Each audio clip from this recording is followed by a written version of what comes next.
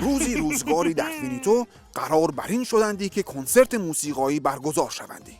مردم شهر بسیار از این موضوع خوشحال شدندی، اما کدخدا از خوشحالی مردم احساس خطر کردندی و تمام تلاشش را کردندی که جلوی کنسرت دیدن را بگیرندی.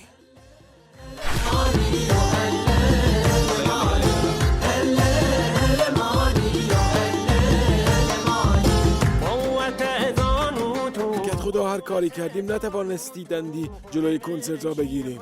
بی ارزه ها، برق روستا را کلن قطع کنید تا نه کنسرتن.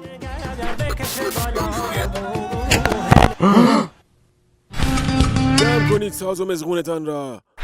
آهای اهالی فینیتو، آنقدر لهو و لعب کردید که برق روستا قطع شد. تا زلزله نیامده بروید خانه هایتان. کدخدا بدتر شد، چه خاکی بر سرمان بریزیم. الان تدبیری میاندیشم و اندر مضرات کنسرت داد سخن خواهم داد.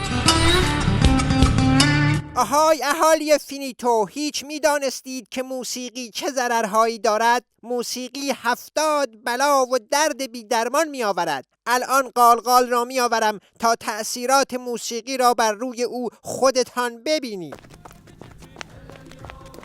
جنون موسیقایی، افسردگی و خمودگی، کر و کور می شوی، بی غیرتی و از دست دادن نیروی فکر.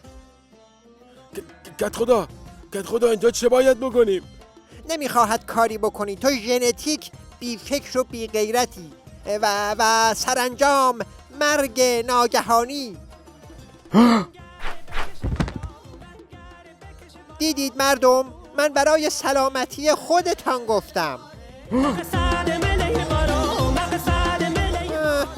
بیا برویم، هر کار کنیم باز اینها کار خودشان را میکنندی. خاک بر سر بی غیرتت با این فیلم بازی کردنت. با تشکر از مسئولین که اینقدر به فکر جسم و روان شهروندان فینیتو هستند. این دی از کجا آمده در این فینیتو من نمیدانمندی.